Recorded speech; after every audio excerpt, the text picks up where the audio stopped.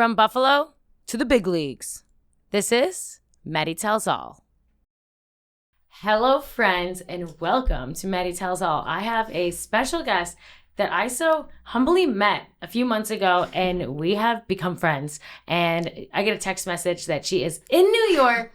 Her name is Alexa Zappia, and I'm so excited to have you here. Thank you for having me. Oh my God, look at this studio. Isn't it so fun? I am obsessed with this. Yes. I'm obsessed. I love when people who have done cool stuff, like my friend Ryan and my friend Adam that has a podcast studio comes in here, and I just catch him. He got here before me. He's just taking videos of everything. He's like, wow, it's like a real studio. Yeah, no, it's legit. And you've made it feel so homemade. Yes. And this is like the thing. This is like only to start. Like, I can't wait. I want like the swivel chairs. I want people to like almost, if they want to come in their sweatpants, they can. But I don't know. I do like to dress to impress. Of course. That's the first impression. That's your energy you give off when you come into the room. Yes. Obviously. It's so funny because I never used to have like fashion. Yeah. But 2 years ago, I was like, I need to do some fashion. But enough about me. I always like to start the podcast with some of the bangers, some of the things that maybe you would put on your LinkedIn, something that is like your huge points about who you are and what you're up to. Yeah. So, I mean, my story of how I got to where I am is crazy. So I'll do the points, and anyone who like knew me from back in the day is like, how did this quiet girl from Buffalo get to this point? Guys, I don't even know. I wish I could tell you like that it was some mapped out plan. No. I think, that quote that, something along the lines of make a plan and God laughs. Yeah. 100% story of my life. Add that to a bumper sticker. So yeah, I'm an Emmy-nominated casting producer. And I work in the reality television sector. So my job is to find the people who who are on different reality television shows. So, you watch reality television and a lot of people are like, how do those people get on literally the show? And I'm part of the team that helps to find you. Besides, obviously, people, oh, my friend would be great for this, and you get people that send. But, like, you guys are actively searching on what? Just on social, scrolling, on LinkedIn, and if you see something you like, you're like, Yeah, I slide in your DMs. Damn. I slide in your DMs. So, yeah, I mean, whether I'm working or not, right? It could be on a weekend, and I'm just a normal human scrolling through Instagram or scrolling through TikTok, and something comes up where someone's talking. I'm like, you have a really good personality. And then I'll just shoot my shot. I'll just message them. Half the time they think I'm spam, and I have to like go to the ends of the earth to prove that I'm not. But for those people, those are the ones that I want to get on TV because they're the ones that they don't even know that they want to be on TV. So when you are able to change people's lives just by a simple DM, like how 2025 of us, right? That like we're getting people on TV and changing lives through literally a single DM. But that's it right now. So I'm that, and that's obviously my day-to-day, I don't even, this girl's DMs, insanity. And I kid you not, you were just like, you found a message from me from like a year ago. I didn't even know it was Chef Darian and Jessica always talks about you. They're like, just DM her, just DM her. And then I DM and I'm like, she hates me. She doesn't want me. No, but those are of course the thoughts that go in we're crazy for that. And then you're like, whatever we meet, you still didn't even know I sent you like a message or whatever. And then you literally are like, look at my DMs just organically. We weren't even talking about it. And there had to be 300 in there. In a day. Half the people are also verified and their Instagram accounts are looking stellar, but it's overwhelming. It's so, and there's only one of me. Yes. Right. And so people think that like, oh, she hates me. She's not answering. Or I've sent her so many DMs. It's like, guys, there's a bajillion of you and one of me. And think about, in addition to looking at DMs and answering DMs, just me alone, I still have a full-time job of casting and calls and meetings and bookings and this and that and and paperwork and paperwork on paperwork on paperwork. And it's like, if I had an assistant, that's one thing, but when we're gonna get you a little VA girl. We just had a whole episode about it. I love it. But my whole thing is that if you're interacting with me on social media, I want it to be that I'm interacting with you. That's what I love. I love to be able to interact with my followers, and I do a lot of like Q&As and like ask me anythings. And so when you go to my page, you're talking directly to me. I think people think that, oh, she has an assistant. It's just like her assistant answering this. No, it's me. It's literally me. And so I am a previous teacher turned producer literally overnight. So I don't take any of this for granted. If TV were shut down tomorrow, I would 100% go back to teaching. I still can. I'm certified in New York State. But I am blessed to have the journey that I have. And I don't take that lightly. And each and every one of you who interact with me via DM, or even people that I do or don't meet, you know, whether they get cast on the show or they don't, those are the interactions of why I do what I do. And I don't want to send my DMs to somebody to answer. Like, it takes you a lot of courage to message a producer, and I want you to understand that I'm reading that. 100%. And we have to go back to that. You were a teacher before. Yeah. And I know that you still have a plaque up of the rock situation, if I remember. So I can kind of go over that. Yeah. So when I was teaching, I was in my student teaching, training cycle, and I just saw that there was a lot of bullying and intolerance in my classroom, and I wanted to do something about it. It just drove me crazy. So I made a lesson plan, which is no different than any other lesson plan that I did that year. But I made a lesson plan, and I really wanted to allow students to express themselves in some way, because I feel like with a lot of bullying, they just wanted to suppress it. And so my whole thing was, our differences don't divide us, they unite us. And so boom. Put it on a rock. Put it on a rock right there. And I wanted to do something that spoke to that allowed students to realize, like, no, I matter. And despite what other people may be saying to me, I matter. And I have mattered, I do matter, and I always will matter. And so at the end of the curriculum, each student was given a rock, and they decorated it to represent who they are. And then all of those were placed in like a permanent installation. And then you can see the, community that this art has built. And so, to be honest with you, I thought it was just going to be in my classroom. Like, that's it. And then I went to St. John Fisher for college. And I walked right up to the president's office. I don't know who does that. Just walks right up. Yeah, I don't think I ever did that even in high school. And I'm like class clown and just not scared of anything. Yeah, I don't know what made me do this, because I am I'm not now, a very quiet person. So the fact that I just did it, I don't think I was even thinking, quite honestly.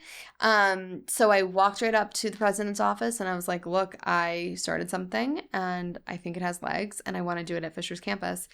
And I thought he was going to say no, or come back when you have like a more legitimized plan. And he's like, no, let's do it. So I was like, oh my God, we're doing this. So I created a program, which is like, a night program that I thought, 50 people will go to, fine, whatever.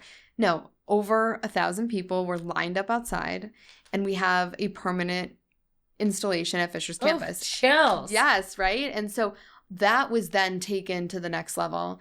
And because I was on a lot of local media because of that and how big that became, of thousands and thousands of rocks, Harry Connick Jr.'s talk show at the time, found it, and they reached out to me, and they had me as a guest on his show, and I was like, what is going on? Like, I'm 20. I just turned 21 3 days ago. Like, what's going on? You were fresh. I was fresh out, and started at what I didn't name it anything, but like that lesson plan 4 months prior, and now I'm sitting in New York on a national talk show. Like, what is going on? But I had to learn my own marketing, and I had to learn it fast, and I had to come with a name of some sort, because this was becoming a thing. So it became Rocks of Unity, and that getting on Harry's show really is what launched my career. And so, people started hearing about it through his show, and that really changed my life. But I was still in school. So I'm handling all of this as I'm still in school. And I'm like, what girls gotta graduate. Yeah, girls gotta graduate like now.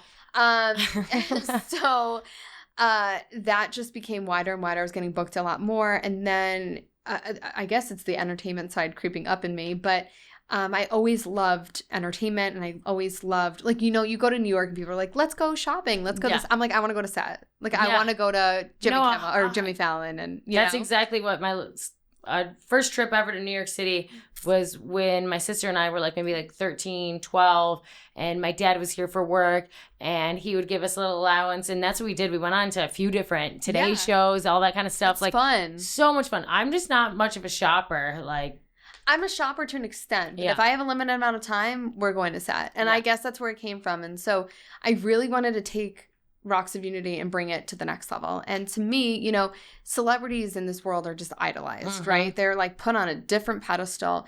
But at the end of the day, to me, they're human. They just have an elevated platform. Yeah.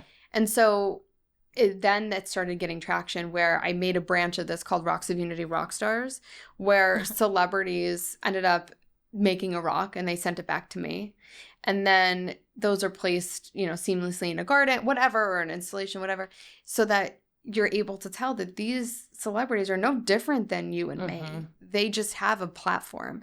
And so the celebrities that have taken part in this I don't just reach out to people to reach out to people, or they don't hear about it and then reach out to me and just anyone. To me, I have to partner with people who make sense, who truly embody the brand. Kindness, acceptance, diversity, strength and diversity, all of that. And so, that's gone from Andy Cohen to Kelly Ripa. Oh my God, my mom's favorite. Yeah, Kelly Ripa, James Taylor, Michael Bublé, all different. That's great, and it still goes on. Oh, we're still doing wow, this. Moving and grooving. Ryan Seacrest, Ellen DeGeneres, like all these different people have done this. And if you think about the trajectory of my story, it literally was a fourth grade lesson plan. Yeah. Like, what is going on?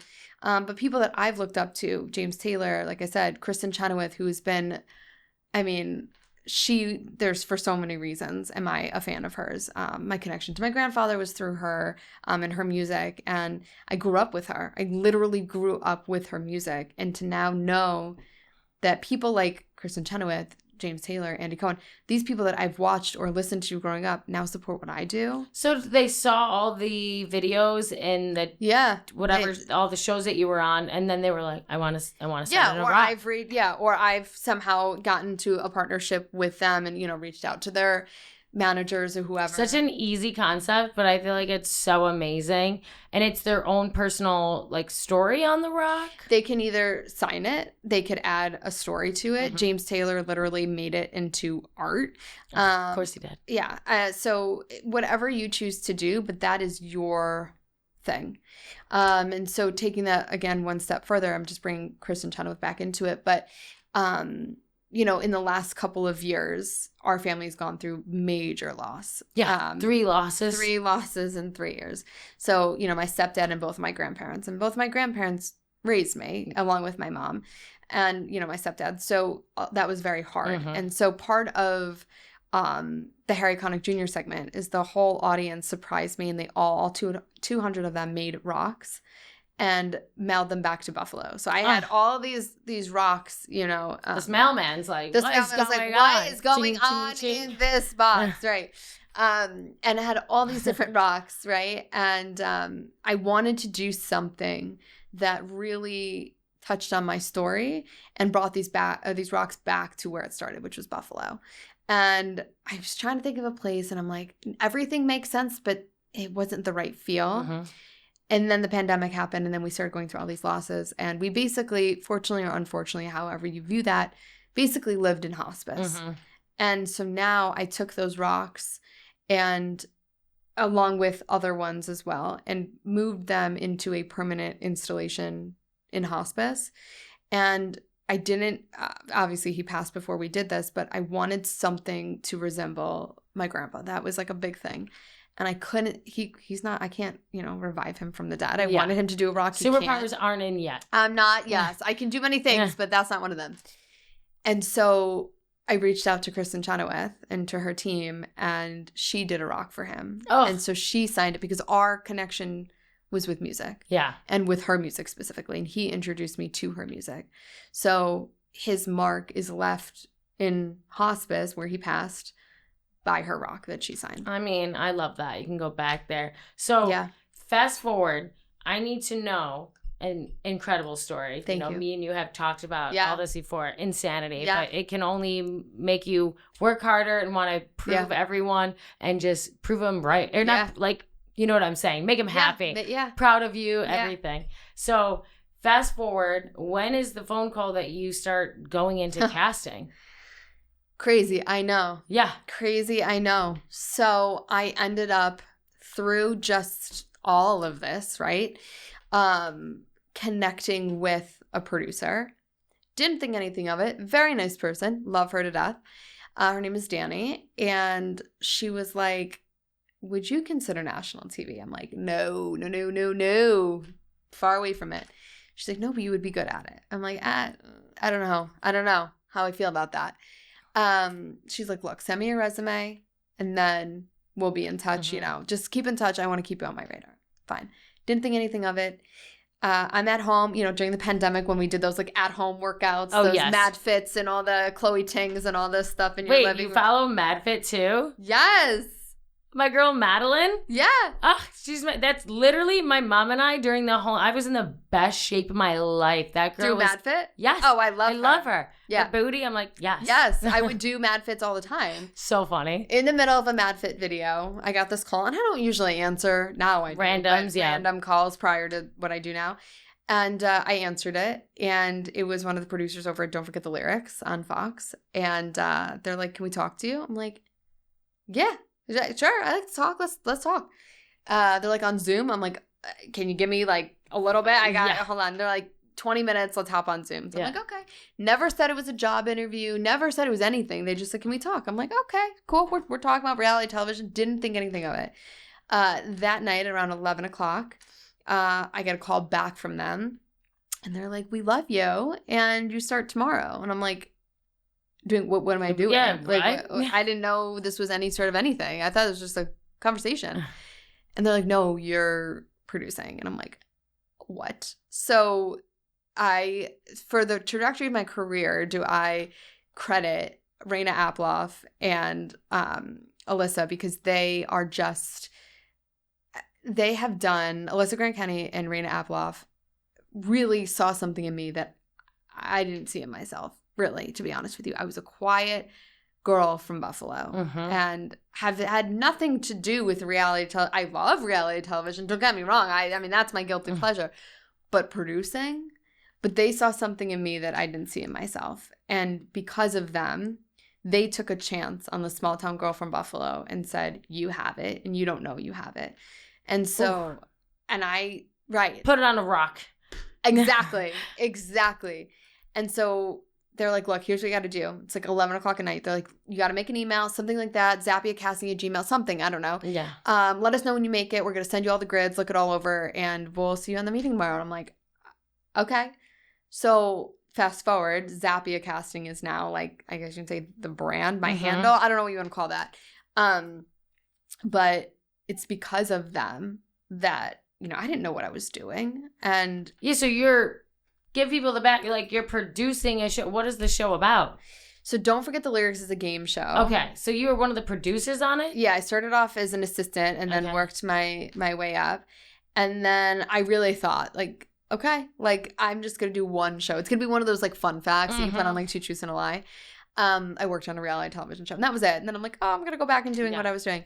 No, it's now turned into almost 5 years later, over 40 shows later.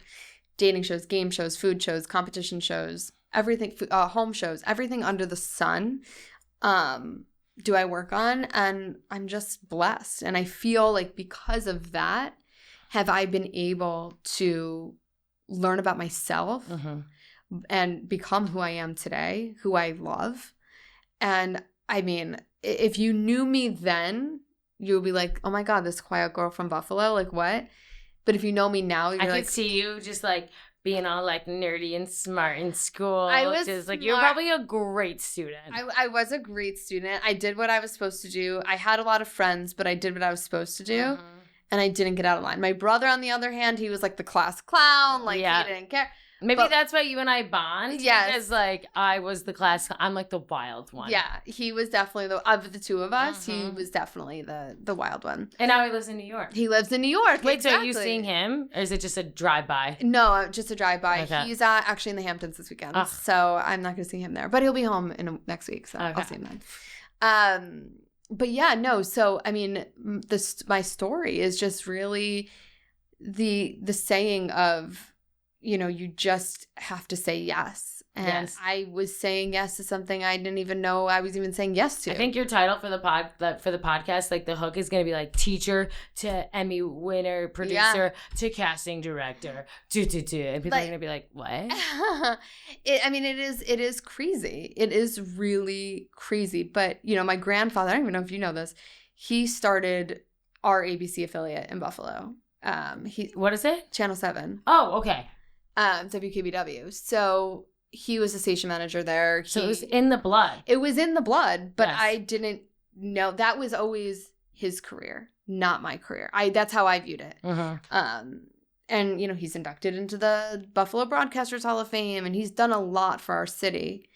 And I always viewed that as his career. And he and I mean, like... Now you're not passing it down.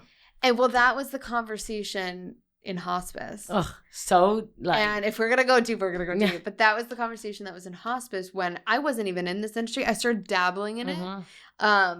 When it, you know, with Harry's show and stuff like that. And I was like, okay, I mean, I kind of like it. I do. But I had a conversation with him right at the end when he was dying. And I haven't even publicly shared this. So you get the first look. But, you know, I said to him, I know this is your field, but, like, how do you feel me going into this field? And he said two things and stuck with me, and it has been, like, my entire thing. He said, one, don't let this industry change you, because it changes a lot of people for the worst. So don't let this industry change you. And remember, wherever you go with this industry, where you came from. So Buffalo, all of the people, 100%, and all of the people who you meet along the way up, always be kind to them throughout your career, because you could fall down just as hard. And so always be humble and stick with that. And he said, and this line just like gets me every time. He said, because he was also Zappia, he said, I made my career. I made the path for you. Continue with it and take that for what it is. And doing this, that moment in hospice is just such a moment for me. And I never thought that I would be where I am. And I don't think, maybe he thought I would be in this, you know, nationally. I don't know. I was thinking maybe if that locally, but nationally. I got TV's up in God. You're good. He's watching. No, I'm just saying nationally, I didn't think that this is. I said TV's up in God. I know what you meant in a weird way. My brain works way too fast for my mouth. It's okay. I know what you meant. But I've always stuck with that. And so oddly enough, typically the way that shows get released, you do them and then they they get released and then in the order that we cast them. Typically, I'm not going to say all the time, but most of the time. So my first on-screen credit, which I didn't even know you get on-screen credit. I just thought you just produced it.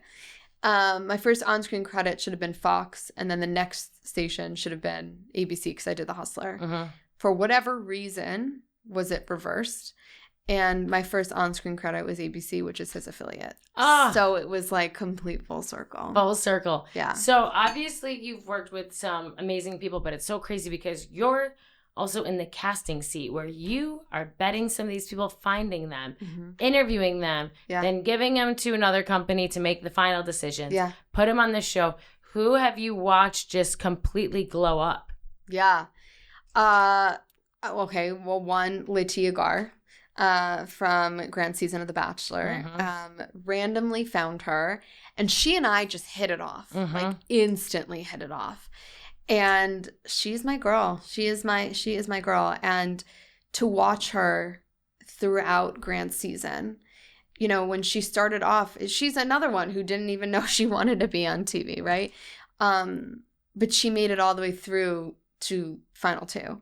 and to watch her story. I mean, she also has a similar story in a different sense of it, in that, you know, she was raised, her dad passed away when she was very, very, like, very, very young, and she was very close to her mom and her grandparents, and we had that connection because we were talking about it, you know, as getting to know them through the casting process. People, you know, you become very close with these people. Oh, for sure. I mean, sometimes my downstairs neighbor who was trying out for a show, I mean, it was like 3 months of like interview. Yeah. She's like, I feel like I know these people so much. We know every ins and outs of each other's lives.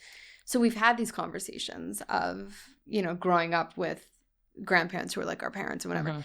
And then watching her just blossom and grow into herself. Is it crazy when you are sitting there watching it and you're like, I casted that girl?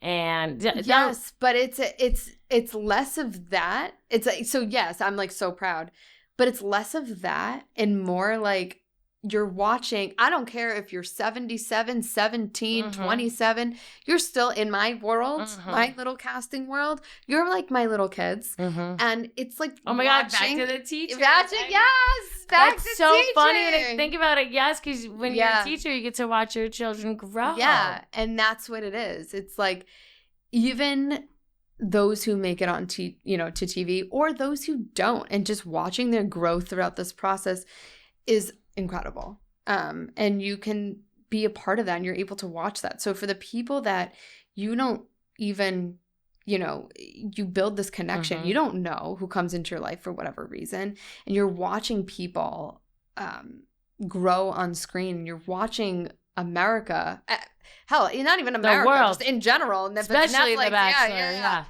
fall in love with these people and find attachment to these people, and to know that you were part of their first story, whether it's helping them find love on The Bachelor, helping them win $4.56 million on Squid Game, helping them, whatever it is, that you played a small part in their journey is incredible. And you might get rewarded with like pineapples, you know? I mean, I did. They did send me. Were they so good? They were the best Hawaiian pineapples I've ever had. She casted this one guy onto the $1 Million Secret, and I felt... So I watched like a few of the episodes, you know, and I felt so bad that this man got kicked off, because I was just giving Adam, the host before you, just like a rundown of who you were. And I was saying, I'm like, the $1 Million Secret, you're getting a suitcase, right, of $1 million, but you're not allowed to tell anyone. But then the show is in your ears telling you, you have to go to the dinner table and do 3 lines from, you know, Pineapple Express, and you can't have it be weird and no one can know about it.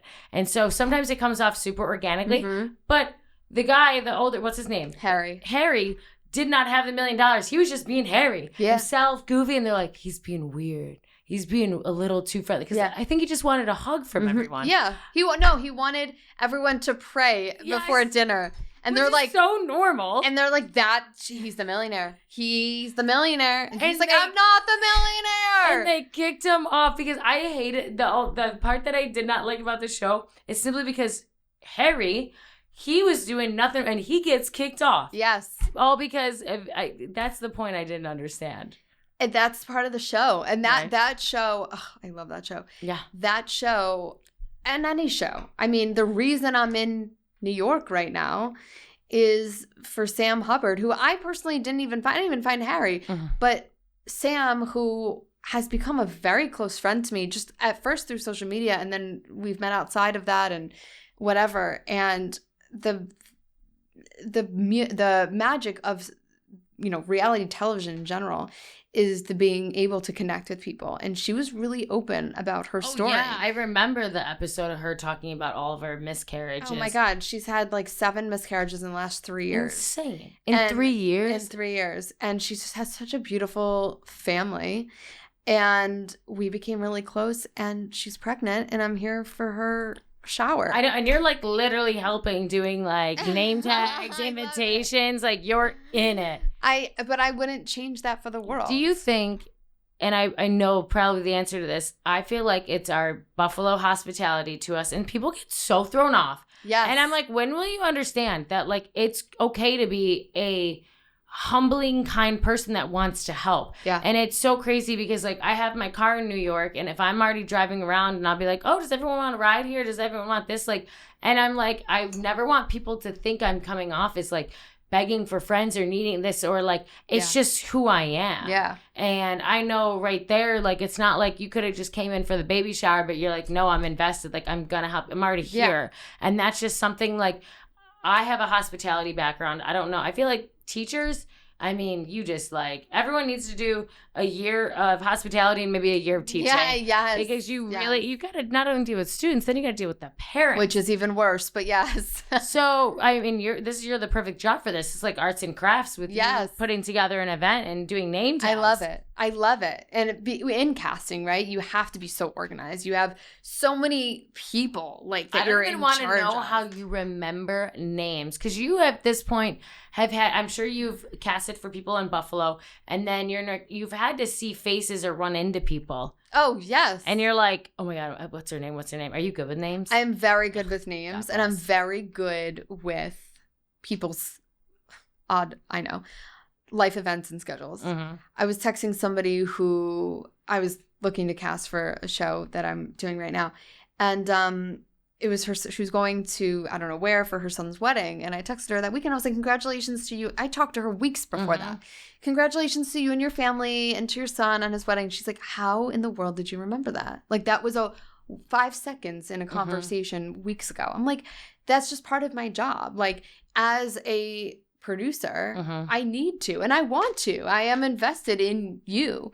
So, I don't make commission whether you make it onto the show or not. I can cast the entire show or nobody. And I know, that's kind of crazy. It would be like sick, but then I guess it would not work out, because then you could be like playing favorites and yada, yada, yada. 100%. And like ultimately, my whole thing is like, I think that's why it's like so natural to me, because like I believe in you and I want you to be on TV. I have no external part in it. I still get the same paycheck, nothing. Yeah. So picking up on those little, someone says a comment, like I clock it. Yes. So yeah, her son's wedding was like obviously a very big deal. I will clock it, and I will text you, and I will, but that is, you're from Buffalo, you get it. Buffalo is just, it's, I don't know how to say it other than it's like Disney World, where everyone is just, I don't know another way to say it. How else do you say that? I love that. Simply, it's my mannerisms that I've learned so much there and taking it. And it's, they say Midwest or Southern hospitality. And it's so true. Because when I go to like Savannah, Georgia, right away, people are holding the door for you. Yeah. Oh, you're going to this bar. So, there's a nightclub around the corner. There's a speakeasy over there, like writing down pen and paper. Like when I used to bartend at Cabaret, I had a list of best wing spots, best steakhouses, best burgers, best nightclubs, best place on a Thursday night. And I printed out and I would give it to our guests after they made one comment of them not being from there. And like I would be slammed, serve them. Amazing. And then they'd be paying their bill. I'm like, oh, by the way, like, here you go. You're new here. I heard you're going to be here for the weekend. Like, and they're like, and I'm like, I'm not even doing that to like get a big tip. Did I make bank bartending and serving? Yes. But it's because I genuinely care. I would have couples that would come in and I would watch them grow old together. I mean, I was at the same place for like over 8 years. And it was just amazing because they saw me as an outlet, especially older people. I feel like they don't have as much to talk about. Yeah. So I would make sure to leave with the question or leave with the conversation that when I walked away, it would have that, they would have the two people talk together, and they'd come back and they'd be like, we were thinking, or la la, because I get it. Like, I just want people to come, and there's going to be very unhappy married couples, which is a sad part of hospitality and serving people. And so I always try to get them, if they look like they weren't going to talk to each other, I'm like, we are going to do this together. Yeah, but you have such a talent for that. You have an eye for that. Not everyone does. But I also think when you go to places outside of Buffalo, I don't know, like, I just say hi to people on the street. Like, hi, how are you? Yeah. You go to New York, it's like, I look like I belong in the psych ward. 100%. You don't say hi to people on the street. And I'm like, you don't say hi to people on the street. Yeah, well, it's like, what? I think too, a huge part of it is because there's so many people always like selling stuff, or 100%. Like, they say, like, I kudos to those people who are the street team. God bless. 100. I could never do it. But I feel like I used to do that when my cousin used to try to get me to promote his Wednesday ladies night at City Tavern. Have you ever heard of? Yes. City, and I used to go on Buff State campus and like print out flyers. And I'm like, God. I know. I was basically a club promoter. I've been a hustler since You that were? day I came out of that Yes. womb. I was doing It's in those Hall lemonade jeans, stands. baby. Yes, In those baby. Hall jeans. The Hall jeans are correct. Yes. So, what do you think some of your favorite casting is? Do you love doing the love shows? Do you love doing game shows? Oh, that's so hard. And how many cries have you had? About to that? Them Just like crying to me? Or yeah, like I mean, them telling you a story and you're just like, oh, starting forget to it. cry. That's when when you're talking about your grandpa. I'm like, hold it together. 100%. I barely held it together during that. 100%. But when people talk to me about when they feel safe with me and open up to me, that to me is like the biggest blessing. Mm-hmm. Because if I've made you feel comfortable to trust me, I've done my job. And so, I mean, I love it all. I love it all. Dating shows, like I'm single right now, so I get it. Yes, Struggle shout is it real. out, You do girl. too. You Girl, do and too. I'm in You New get York, it. and I know. everyone's like, "Oh my God, you're in New York." Yes, the men here, there's some gorgeous men, Yes. but for whatever reason, I can talk to a brick wall. I can talk to everyone. I cannot talk to hot men for the life of me. I just assume that too many girls, because I do watch it, so many girls just approach them at the bar, and I'm like, that either man's either taken or he's just annoyed that like every single person's talking. Maybe he just wants to have a boys' night, you know? Yeah. So I'm like, I gotta step up to the plate and I gotta do it. And my little sister and I just talked about this when she visited me. And so we were out one night and we did get a bunch of numbers. There were no one that we were like interested in, but we at least went up to people. Good. And I went that's up the to an first attractive step. man and he was totally engaged and his fiance was over there, but like he was super cool. And then brought the girl, she ended up being a personal chef. So we were just bonding. I made it look like I wasn't trying to maybe pick him up. And then some other guy totally ended up being gay, you know, whatever. That's what you get. But you gotta try. You gotta put yourself out there. And that's the hardest part. But when you're doing these dating shows, I mean, do you ever ask the cast like for horror stories of dating? I mean, I don't even have to ask. You just tell me. True. Isn't Let's it be crazy? real. They You just just sit there and I feel like you can nod your head and people are just going to tell you everything. They tell me everything. But, you know, those are rewarding because they find love. You know, competition shows are rewarding because they, you know, win a life-changing sum of money. There's not a specific type of show that I like love to do. I love to do, and I know that sounds crazy. I know that was not the question. Well, now you're casting for Fear Factor, right? Doing Fear Factor, and I'm also doing Golden Ticket, which is a huge show for Netflix right now. You said projections like the Squid Games. I mean, yeah. So essentially, like what I feel like it's gonna be as big as that. it's gonna be, yes. yeah. It's gonna be. It's really a big show for Netflix, and so basically, they're taking Willy Wonka, you know, whatever, like the old school Willy Wonka, right? The chocolate factory, yeah. And they're building the factory, and it's going to be a competition show in the walls. Real of the life factory. chocolate. That's all I need to know. I mean, like, how cool is that, right? Like swimming in a chocolate fountain. I mean, I just took my niece and nephews to like a ball pit trampoline. Yeah. And to just be just like swimming in the ball pits. I'm like, this is like incredible. how fun. You can so literally live out your childhood. I feel like they need to be somewhat athletic. Like it could get athletic at the end of the day. I mean, it will be a competition show. So I mean, you're casting for the the Fear Factor's always been going. So it's been on for like 20 something seasons. But now they're doing the reboot. So we're casting for the reboot season. So is it like every day could be new? They might call you and say, "Hey, we came up with a new TV show. Hey, we're filming for this." Like it's just new every day. I mean, I'm on for a set amount of time on a certain show, whether that be 5 months or, you know, 2 months, whatever it is. It's usually longer. Do you get to go see it being filmed sometimes? No, so I don't usually go to set. Do you ever try to push that? I would be like... I mean, that the set producers and us are completely different. I've gone to, like, the Women Tell All and The Bachelor and stuff like that, so being on set is cool. Because then you get to meet the girls, like, from The Bachelor, and so all your hard work of these people that you've met from casting to watching them on the show, you know, is amazing because you get to, like, meet them on set and stuff, but no, not typically. Like I watch it as it goes through, and that's crazy because you don't even know, like, right? You have no clue who wins or anything like that. So the whole time you're just like, I'm just like cheering for when you're on the set or when you go to those shows, the tell-alls. I need like how many camera because everyone looks flawless. There's so many cameras. Like There's what? so many cameras. You're on set, so they have so many cameras. So it's so fun. And what's the process like? Are you going in like you're entering into a movie theater where they check your tickets and then you like walk into a seat? So I was different because I was not part of like the general admission. I don't know how they do the general admission, but so they put us all into the set and arranged us. And it's so funny. It's like I didn't tell anyone I was going. And I ended up being placed right behind Joey, like the Bachelor. Oh, yes. And that was a big, well, Joey Gradzy's episode is the big one, but Joey is so naturally attractive and nerdy at the same point. He was great. Yeah, I feel like he truly, and then too, you had, is it Daisy? Yeah. So the only way that I knew anything about The Bachelor is via TikTok. Really? Okay. Yes. I didn't know TikTok anything. show up. Okay. Oh, yeah. Towards the end, and like Daisy seemed like just a very humbling, kind, had a crazy health scare, all that kind of stuff. And then you had, who is it, Jessica? Who won? No, Kelsey. Kelsey, who I think mother died. Someone passed away, something with like a flower or whatever. And she's naturally just insanely gorgeous, in the hair. The hair's amazing. And now them two are on my Instagram, TikTok feed all the time. Yeah, they're killing it. But okay, so you're behind him. That's so funny. And between him, I'm placed between him and Jesse Palmer.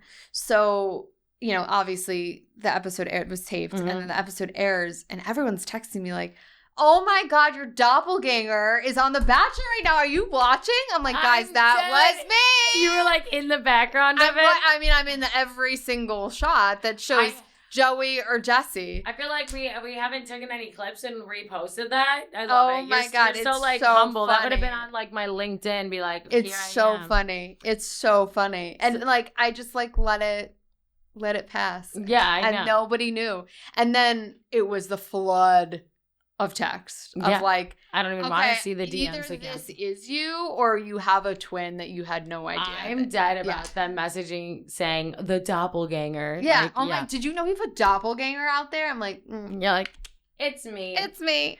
So, growing up, you grew up obviously in Buffalo. Have you traveled the world yet, or what? No. What? I know, girl. I know. I know you got some time to go travel, at least 2 weeks off minimum. Where are we going? Tell us a place. I went to Morocco with my family, which was incredible. Like my mom slayed that trip. Oh my God. And I travel. I travel a lot, but like more so domestic. Yeah, I'm in LA a lot. I'm in New York a lot, Florida. Wherever. My schedule is so busy. When do they start? When it's more the premiere of the show or the tell-alls is when they're flying you out? No, so I go out by myself. Like they don't fly me out. I go out because I like to be. That's just more a me thing. Yeah. Do I like to be out with my team after we wrap a show or whatever? If we have, some time that I can get away. We work on these shows together and we're all remote, right? Yes. So, Ryan, who is, my producer I'm with, he and I would be lost without him. And he's so fun, so bubbly, so energetic. And he is the yang to my yang. Mm-hmm. He is, I couldn't have. So do you guys text each other like, hey, do you want to go to this? Like, well, I go out to see him. His whole thing. Okay. Where does he live? LA. Okay. His whole thing, I'm like, bro, you got to come to Buffalo.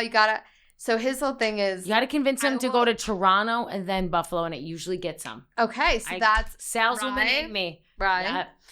Yeah. So his whole thing is, I will come to Buffalo on your wedding day. And I'm like. So now we really got to find you a husband. I need to get Rye to Buffalo. You know what's crazy is like, at least in Buffalo, like, I think. People can have like a makeout in the bar or whatever, or it like takes time. Out here, what I witnessed in the Hamptons a few weeks ago is bananas. Really? As soon as a girl and a guy meet, they're both like be hot people, they like hug, and then within 3 minutes, their tongues are down their throat and they are getting an Uber and going home. See, that's not Buffalo. No. That is not Buffalo. And that is just not how I am programmed. No. Like, I've been wiped up for the last 12 years, 7 years to 5 years, just became single more in like March, because it was like I had a man in my life, but like he had no really socials and he didn't really care for that life, which I love. And he let me just like be my thing. I think he also understood like it's way more approachable to be a single woman in my industry. And I love and appreciate that so much about you. But it's like now here I'm like, my God, I've not gone on a date. I've not done anything of that nature. I know. Look, you are a freaking queen, okay? So if you were to settle for anything else other than what you deserve, you're lowering your standards. No, because like, I'm so outgoing and I meet a million people and everyone's like, oh, you're just being too picky. I'm like, I talk to literally everyone and I'm doing amazing events with amazing creators, people that like, I know that we can build an empire together with and all that kind of stuff. But like, I have my type and I've dated everything under the sun. And at this point, I kind of just want to date my ideal attractive 100%. Man that has the personality with it. And that is, just my dream man, 100%. But everyone's like, we all manifest that too, we all got to manifest. What's your type? So here's my thing. And this has really changed. And I think it's honestly casting dating shows really has changed my outlook on dating. My thing is that I'm not looking to find my everything. I'm looking to find someone who will build everything with me. And because I feel at peace with myself. You know what I mean? Like I am whole with myself. And I want someone not to fix me, not to come in and fix me and like, be a superhero. But I want someone to come in and build this life together. And I think that people, and maybe I'm wrong, tell me if I'm wrong, but I think people our age, you're a little bit older than me, but people our age, around our age, think that marriage is like the finish line. Yeah. And that's what they want. They're like, I got to get married. I got to get married. To me, that's the start line. Yes. So we just got to get there. Yeah. Just taking a little bit more time than I think. But it's okay. We'll get there.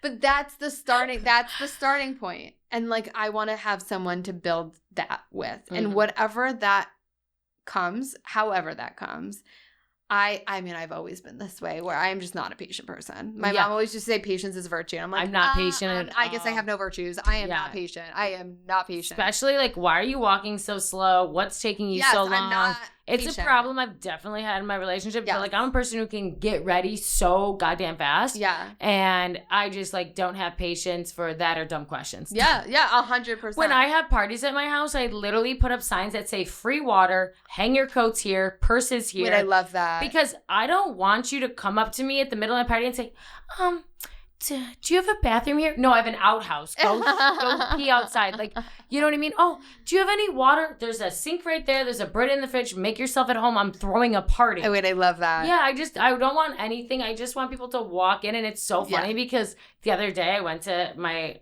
friend's house, who is Jewish, and went to his house, and he had signs everywhere. And I was like, you get it. You have 100 people coming over to your house, and you have 3 different floors of your, like, where's the bathroom? Like, I just don't want to be opening random doors and like signs everywhere, towels here. Love that. Yeah. That's amazing. Yes. It was a bomb ass house in Westchester. I've just been saying yes to everything. Well, you should. To me, that's what it is. Yeah. Just say yes. And sometimes you don't even know, like, think of my career. I didn't even know what I was saying yes to. You're starting tomorrow? Okay. Sure. I just can't believe that. That is like so cold turkey. It totally is. But I've had people in the industry that I've looked up to, and I'm like, okay, if they think I'm good, I guess we'll do this. I don't know. Sure, maybe. No, I mean, it would be like a dream to be. I mean, I had my own little like, show that we would have, and when we were in high school, we had a television production, and I was president of the cable club. So so I gave all the direction, and it was so funny because it relates back to this exact podcast of like, I could have done, well, I've gotten to know you, so now I know you, but like even the guest before, Adam, I've just met him more recently. Even Samantha, like who I'm going to be interviewing, like don't really know her. I don't like investigating and going, I just want to come here and just have a conversation. It's like the first time. Yeah. But it's so funny because I watch other people's podcasts, like Call Her Daddy. She's got a list. She does R&D. She'll be like, in 2003, you were seen at this club. Like, I just am down for the conversation. And my high school teacher would always try to get me to prep a bunch of questions that I was going to ask principals and important people. And I was like, nah. I'm like, if you want like 3 main topics to hit, give me topics. But I just am not going to remember. And I just don't want to sit here and like read a cue. Well, that's when it becomes so much more interactive and so free flowing. When you just don't have a script and you're just talking, because then the guest doesn't feel like they have to hold back because they know that the next question's coming. It's a conversation. It's not supposed to be, brain surgery here. Yeah. We're just talking about life. Literally talking about life. So as we talk about life and we talk about, my podcast talks a lot about social media, business entrepreneurship. Yeah. Doing the production aspect, did you have to, this was something completely new to you. Were you sitting in a room sketching out ideas, bouncing ideas off each other? No. Were you just thrown into the fire? I was thrown into the fire. All of our shows are greenlit by the network. Okay. So it's not like we develop shows or anything like that. Yeah. They're all bought by the network. But in terms of like myself, and you're talking about social media, I had I still do have a private Instagram. And then I'm reaching out to people on my private Instagram, and they're like, who are you? Like, you don't have that many followers. I also can't see anything. Okay, no, I'm not answering you. So they're trying to add me, and I'm like, I don't know you. I don't want you to add me. And I think of it, the kicker to me was that I was like, okay, something's got to change. I need a public Instagram. But I was like nervous. I got to be honest with you. I was nervous. Scary world out there. Yeah, public facing. I really was. I was like, oh my God, are people going to judge me? Is this, I don't know. I don't know what was going to be. I don't know why that freaked me out so much.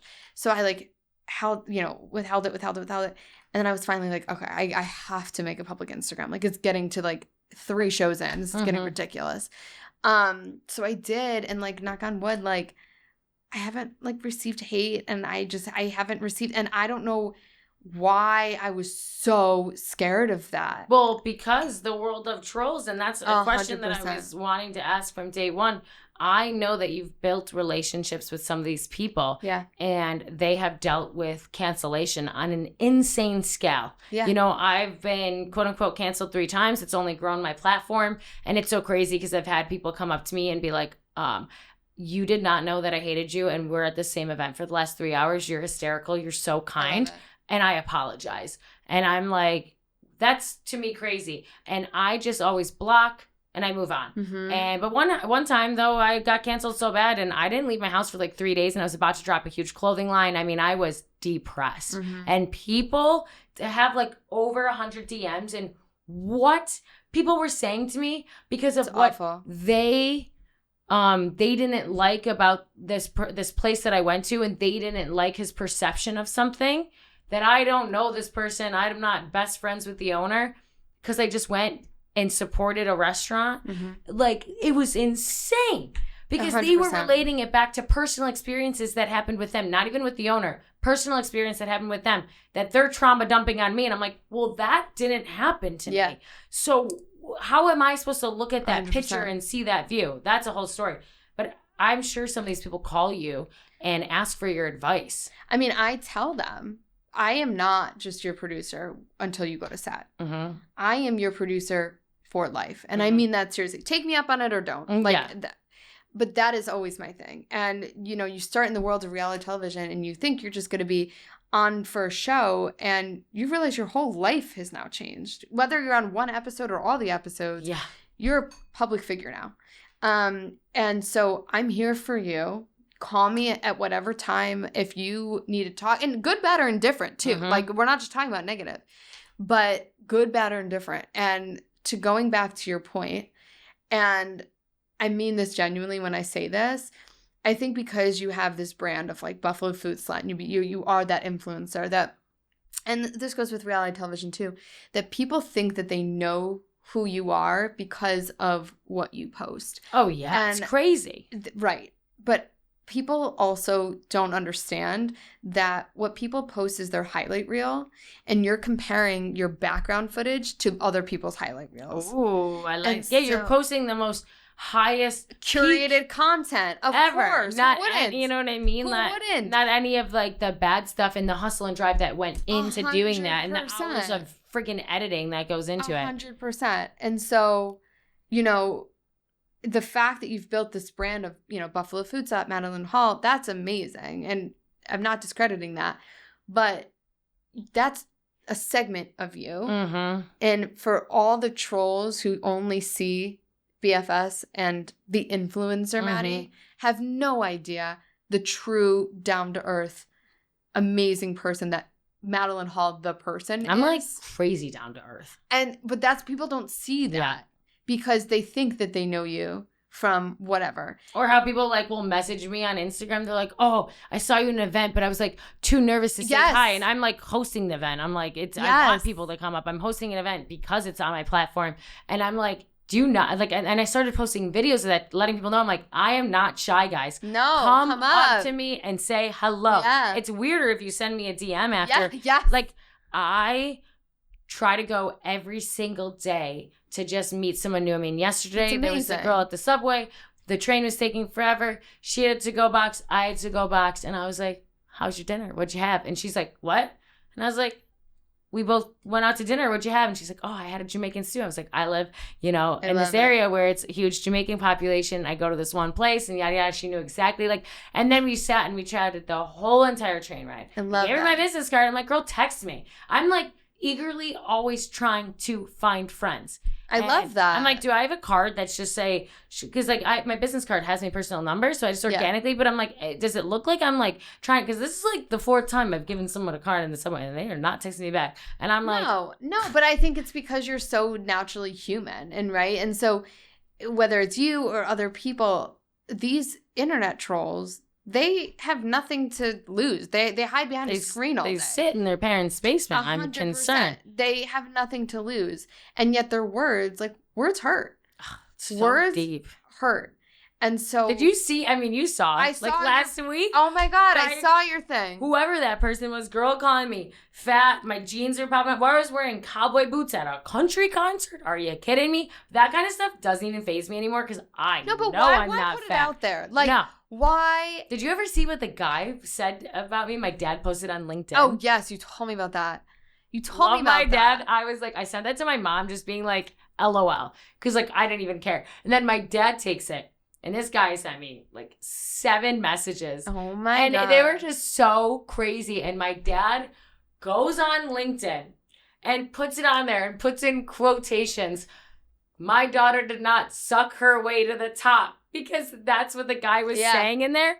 And I'm just like, anyone who knows this about me, they called me Buffalo Food Prude at work. Oh my God. And I just, at this, you know what I mean? I've been wiped up for so long. So how could I? Yeah. You know what I mean? Yeah. I've had a relationship for the last 12 years. So there was no way I was sucking my way to the top. And my dad put that on LinkedIn and I was like, oh my God. But then he catch the person? He called 3 of his works. That guy got fired from every single one of his works. I just block and move on. Everyone's like, expose him. I realized that those haters want to be exposed because once in their 100%. life, they have attention. 100%. And then it creates, this is my theory though, it creates a platform for other people who hate me to know that person hates me, to create a hate junk mail. Like how Lady Gaga had a Facebook group. Did you ever hear about that? Yes, I did. At her college, there was a Facebook group for her being like, Lady Gaga will never be famous. Yeah. Like, if people also find out, it might be something it's like politics, something they might keep internally, but then you find out someone, is on this side or that side.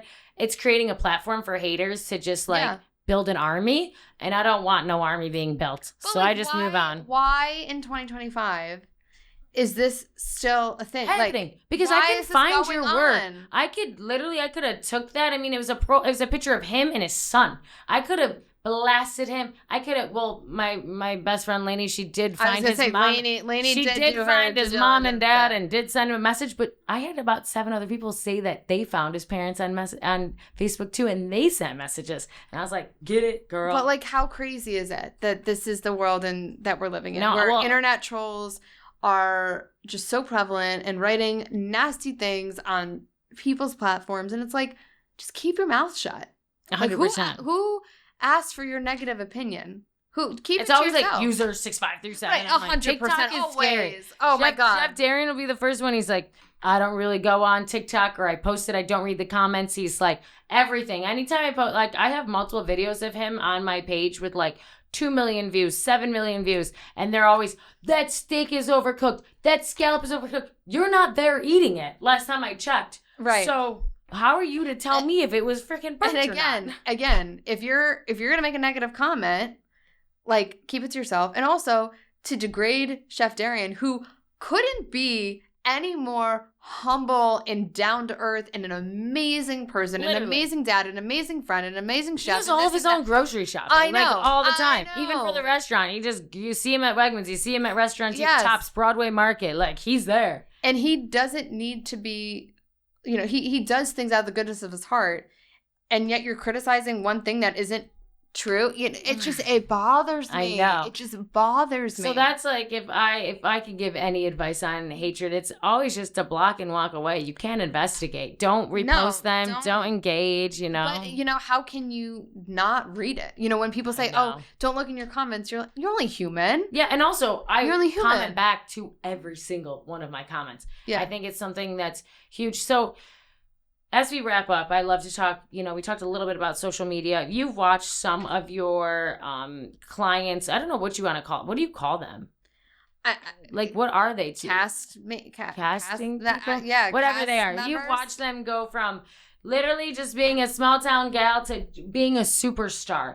Now, is there a PR agency? Like, what happens after all that? Do they just get picked up by someone? Sometimes they get, like, Latia gets picked, like, all these people, they get picked up, or they choose to, like, go back to their normal lives regardless of whatever their normal life is. Pineapple Man going back to his pineapple farm. Harry, I love him. Whatever your normal life is, you'll never be the same, right?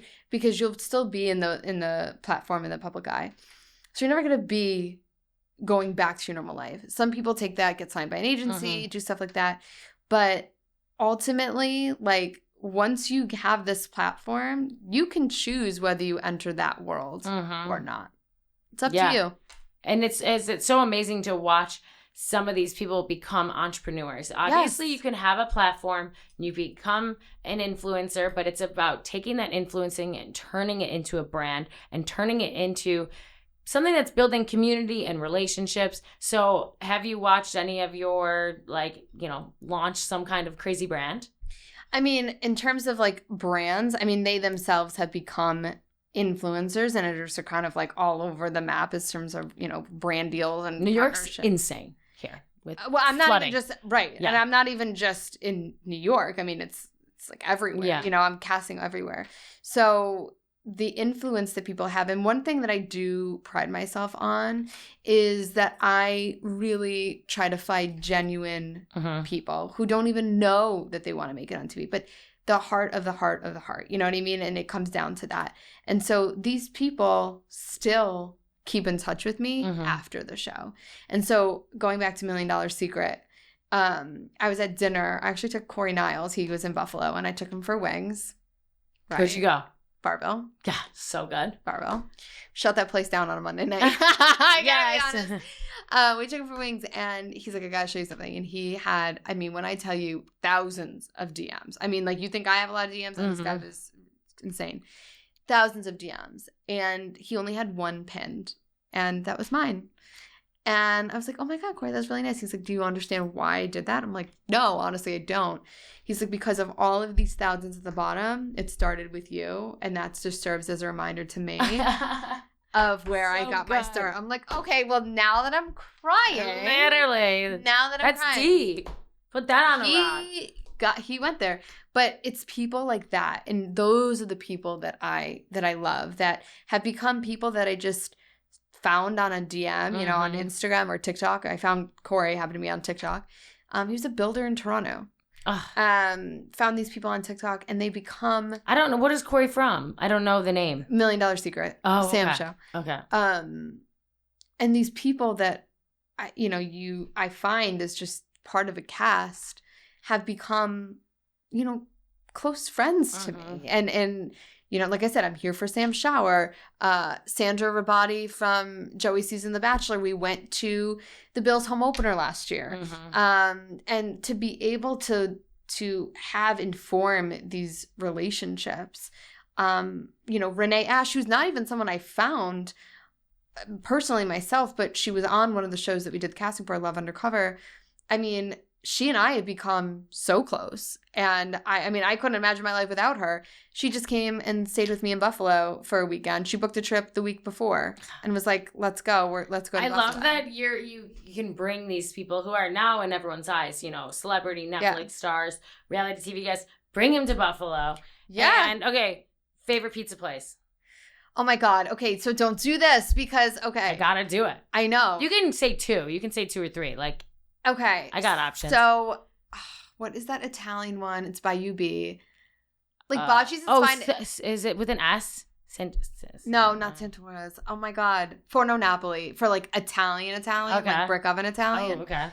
Bocce's for like classic, and Pesci's. I don't know Pesci's. That's out in Williamsville. Okay, so good. Okay. I'm also gluten-free, so it's also hard. Yeah, rough life over here. Yeah, well, new to the gluten-free. Yeah. So you used to eat it up. Right. Okay, and obviously Barbell. What flavor are you getting? The honey barbecue, whatever. Yeah, Josh Allen's favorite. Yeah. It's honey Cajun barbecue. Yeah, something like that, yeah. So good. So good. Flats or drums? Oh my God, not even a question, drums only. Oh, see, I was always drums and I still am, but I will say that flats they're more moist. Okay, for whatever reason.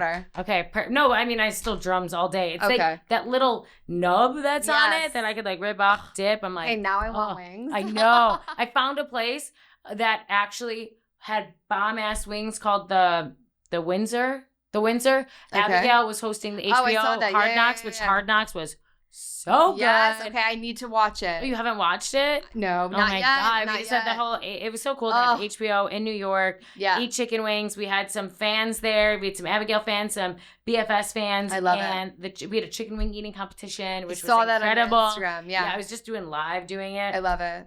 Well, we sadly have to wrap up. But I was like, I could talk to you for hours. I know. Well, we're gonna go out. Yeah, after we're this, going out after this. We're in. Otherwise, if she didn't have a baby shower tomorrow, I'd be taking this girl clubbing.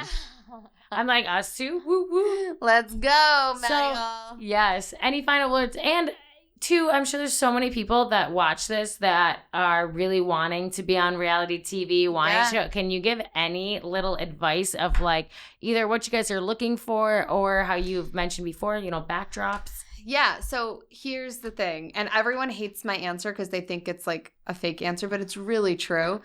I'm just asking you to be yourself. I'm not looking for a look. I'm not looking for an occupation. I want you to be yourself because me, myself, and everyone else, producer-wise in this industry have been in this industry long enough to know when you're faking it. When you're trying to put on. There's gotta be people. Oh, all day. Sometimes you just put. All day. Have you ever put a person through the next round to just see if they could get through the cracks? No, I want you to be yourself. Yeah. And so I can judge that from minute 1. And so be open and be open to whatever comes of this experience. You may or may not get on the show. Cry if you want to cry. Oh, I mean, people say this all the time. People literally have said, I feel like you're a therapist. I owe you a copay. And I'm like, it's okay. Literally.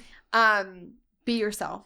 And whatever comes from it, whether you make it onto the show or not, I'm going to give you the same advice that my grandpa gave me. Remember where you started and remember all the people that you meet along the way. Because if you come down, you're going to come down twice as hard as you went up. Twice as fast as you went up. And so remember your people, stay humble, and don't let this industry change you. That's a great, solid, just ending right there. Okay, where do they find you? Where do they, if they want casting, are they going to your casting Instagram? Yeah, they can go to, so Zappia Casting, ZAPPIA CASTING. I'm there all the time, and you'll see all of what my life is. And when I'm back in Buffalo, you'll see us together because she takes me to this workout class, and we did abs. We did, what was it? Oh, Debbie killed us. Yeah, Debbie killed us. So it was a core flow. So she comes to Rebel Ride with me. So we did. Rebel Ride. My favorite, though, was the class that we were competing because Baby Girl loves competition. She was. And friggin' Sam, the guy, ended up being like 72 and retired, who I was trying to kick his ass the entire time, but I didn't know because it's just like emojis. Yes. And his emoji did not look like a 72-year-old man. And I'm like, who the hell is this Sam? Bam. And I beat him the one time and you just see me. I'm like, Yes, I did it. Yes, I did it. So it. so every time Maddie's in Buffalo, I take her to a spin class or some sort of workout class, Rebel Ride, whatever that may be.